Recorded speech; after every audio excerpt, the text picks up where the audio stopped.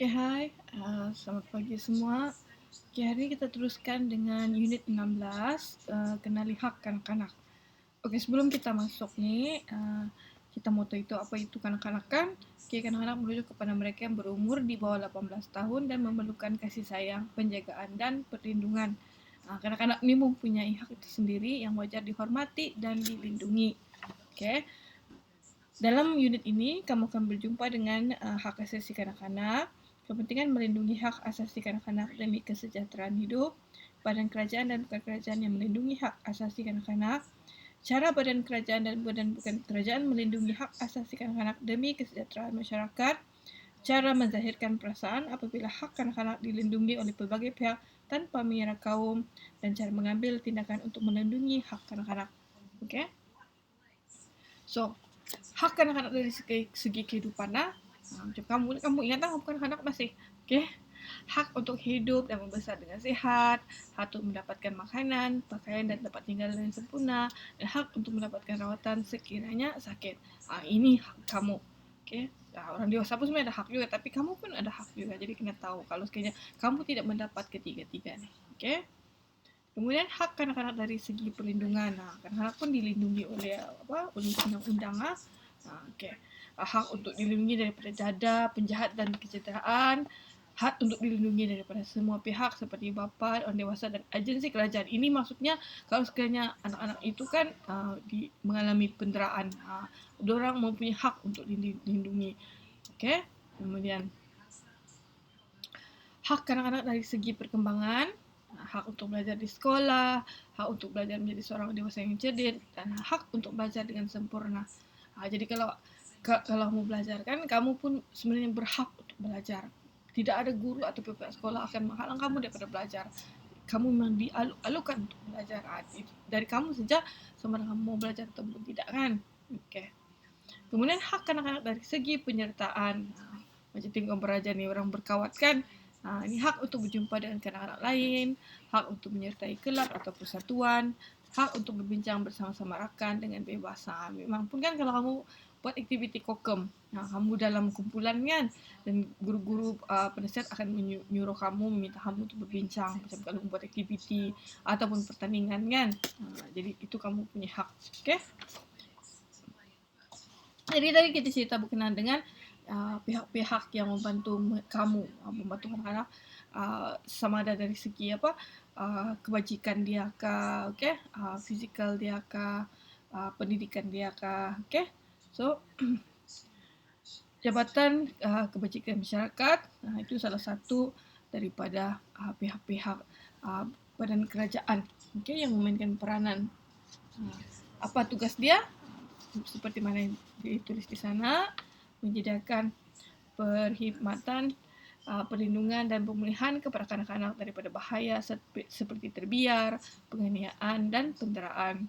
Kemudian memberikan pendekatan kepada perkembangan kanak-kanak dari segi fizikal, emosi, sosial dan mental. Kemudian ketiga, memberikan bantuan kewangan kepada kanak-kanak istimewa dan miskin. Dan terakhir sekali, menyediakan tempat tinggal dan bantuan-bantuan lain yang sesuai bagi kanak-kanak tersebut. Itu antara tugas-tugas Jabatan Kebajikan Masyarakat terhadap kanak-kanak. Okey. Kemudian yang berikutnya ialah Polis Diraja Malaysia, Polis. Okey, PDRM. Antaranya menguatkuasakan undang-undang berkaitan dengan pelanggaran hak asasi kanak-kanak, menahan, menyiasat dan mengumpul bukti suatu kes berkaitan dengan kanak-kanak, menyerahkan pendakwaan kepada Jabatan Peguam Negara untuk tindakan. Yang ini amatlah penting. Macam penculikan ke kehilangan kanak-kanak ke dorang lah yang penting bertugas. Okay? Yang seterusnya ialah Kementerian Dalam Negeri. Meningkatkan tahap kesedaran tentang keperluan membantras pemerdagangan manusia dan penyelundupan migran, terutamanya kanak-kanak. Ini pun amat penting. Okay?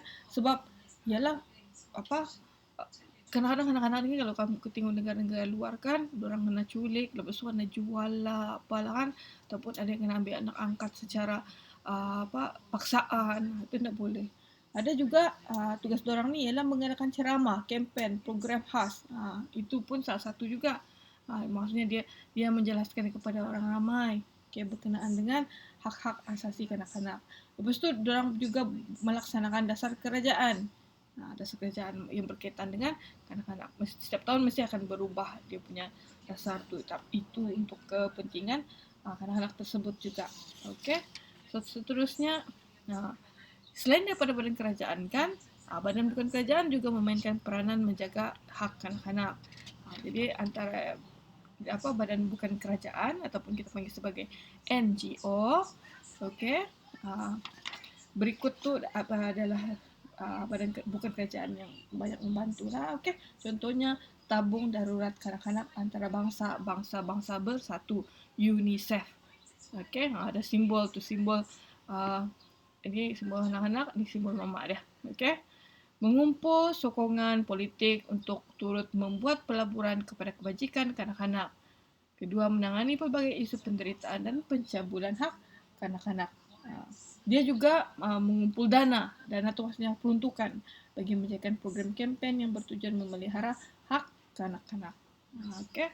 Dan apa lagi yang selebihnya? Okey, Yayasan Salam Malaysia. Yayasan Salam Malaysia antaranya melaksanakan program kesedaran berkaitan dengan keselamatan diri kanak-kanak di rumah, sekolah dan juga tempat awam. Memberikan semangat dan motivasi kepada kanak-kanak yang bermasalah kembali ke pangkal jalan. Ini maksudnya ditujukan kepada anak-anak yang mempunyai masalah disiplin, okay? Yang mempunyai masalah rumah tangga, okay? Antara lain juga diorang memberikan bantuan sama ada dari segi emosi ataupun mental kepada pelajar. Okay? Seterusnya Yayasan Chowkit. Dengar Chowkit ingat kau beli belah kan? Bukan. Chowkit nama orang. Okay? Every Child Matters. Menyediakan beberapa pusat aktiviti yang selamat untuk anak-anak dan remaja. Membantu untuk membentuk potensi diri melalui pelbagai program. Pelbagailah dia orang guna. Maksudnya dia melibatkan kanak-kanak. Contohnya mungkin program perkemahan kah, ataupun program sains kah. Okay, itu antara yang diorang boleh buat lah. Seterusnya, Persatuan Kanak-kanak Istimewa Hulu Langat. Ini lagi satu persatuan lah. Menyediakan terapi dan latihan bantuan diri kepada anak kelainan upaya. Ini OKU lah. Okay, memberikan kesedaran tentang keperluan orang-orang upaya. Ini lebih kepada kanak-kanak yang mempunyai mengalami OKU. Okay. Jadi, peranan bahagian kanak-kanak Jabatan Kebajikan Masyarakat. Peranan dorang banyak di sini ni kan. Okay. Satunya, pusat aktiviti kanak-kanak menyelaras pelbagai program pencegahan pada peringkat masyarakat setempat. Okay. Perkhidmatan sokongan yang sistematik bagi mencegah kes penganiayaan. Yang ini, maksudnya sebarang laporan yang berkenaan dengan kes penganiayaan akan terus dihantar kepada Jabatan Kebajikan Masyarakat dan juga polis lah. Okay. Kemudian Rumah Tunas Harapan. Penjagaan kanak-kanak yang tiada keluarga kandung. Ini untuk macam kanak-kanak ni lah, anak yatim macam tu kan. Okay, memberikan anak peluang membesar dalam suasana kekeluargaan. Kemudian Taman Sri Putri. Okay. Memberikan perlindungan dan pemulihan kepada kanak-kanak perempuan yang terdedah kepada keruntuhan akhlak. Ini lebih kepada kanak-kanak perempuan lah, okay, bukan lelaki perempuan. Kemudian Asrama Akhlak, tempat pemulihan bagi kanak-kanak yang mempunyai masalah undang-undang dan juga penempatan bagi anak-anak yang mempunyai masalah sosial. Ini masalah disiplin lah ni ya. Okay, kemudian Sekolah Tunas Bakti, tempat pemulihan akhlak kanak-kanak yang terlibat dengan jenayah. Okay, penempatan bagi kanak-kanak yang tidak terkawal lah sebabnya. Kerana ada kanak-kanak walaupun dia kecil kan, tapi macam umur 16-17, tapi diorang sudah melakukan perbuatan jenayah, merompak, membunuh. Okay. Kemudian Taman Asuhan Kanak-kanak. Memastikan taman asuhan berdaftar dan berlesen. Ini wajib. Memantau aktiviti taman asuhan kanak-kanak. Ini pentinglah sebab kita sudah dengarkan dalam berita dululah. Okay, sekarang sudah COVID ni. Bagaimana taman asuhan ni diorang mengabaikan tanggungjawab diorang menjaga kanak-kanak. Okay. Seterusnya. Panduan ketika berada di luar rumah. Ini kepada kanak-kanak lah. Atau tadi kan itu peranan kerajaan kan. Tapi sekarang kalau kamu pula, kamu sebagai kanak-kanak sendiri, kalau kamu berada di luar rumah, pastikan kamu jangan mengikuti orang yang tidak dikenali. Okay, jangan mengikuti orang yang tidak dikenali. Itu paling penting. Okay. Kemudian jangan bermain di taman permainan seorang diri. mesti berkawan. Sebab kita tidak tahu bila-bila masa saja kejadian tidak diingini berlaku. Kena culik ke apa kan. Okey, kemudian ialah kan berjalan seorang diri di luar kawasan rumah. Ini pun lebih kurang sama lah ni benda ni dengan yang satu ni. Okey. Kemudian jangan menerima perlawanan menaiki kenderaan orang yang tidak dikenali. Pun ni samalah juga dengan yang satu ni. Okey. Confirm bila kamu kenal, walaupun dia cakap, alah aku kenal ni mak kau, aku kenal bapak kau, jangan. Jangan sekali. Cakap saja, minta maaf lah, bapak mama saya tidak pernah suruh ikut orang kalau tidak dikenali. Walaupun tidak kau kenal ini, tidak apalah, saya jalan sendiri lah pasti, ataupun uncle nanti cakap begitu. Okey. Seterusnya. Ini sudah masuk kepada soalan. Okey.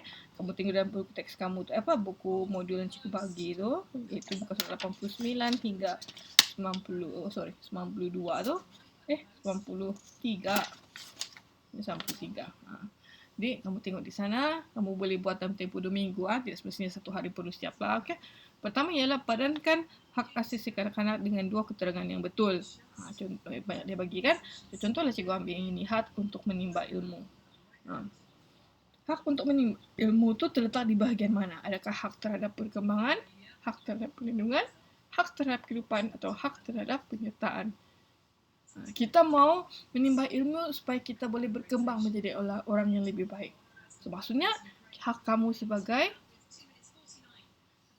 terhadap perkembangan. Okey. Macam mana boleh kamu mendapat hak terhadap perkembangan ini? Jadi cek kepada keterangan dia, hak untuk menguasai kemahiran. Ya, betul kan? So, bila kamu belajar di sekolah, kamu akan belajar pelbagai jenis kemahiran. Macam kamu ambil RBT, kamu ambil segala cerita pasal RBT kan? Kamu ambil mata pelajaran sains, kamu mencari dapat menguasai, mengetahui perkara-perkara berkenaan sains. Okey, seterusnya, okey. Jelaskan kepentingan yang di bawah dalam melindungi hak asasi kanak-kanak. Okey, contohlah cikgu ambil yang nombor 4 ni. Menemani kanak-kanak semasa aktiviti di luar rumah. Kenapa perlu kita menemani kanak-kanak? Salah satunya ialah melindungi kanak-kanak daripada kecederaan atau kemalahan. Apa lagi yang boleh? Mungkin melindungi kanak-kanak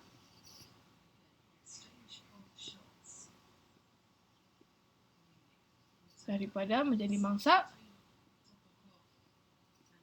penculikan. Kan betul kan? Jadi yang lain kamu isi sendiri. Okey? Kamu nyata kamu boleh bertanya, berbincang dengan anak kamu kah, dengan orang tua kamu kah, dengan adik-beradik kamu. Dari cikgu pun boleh, tidak ada masalah. Okey.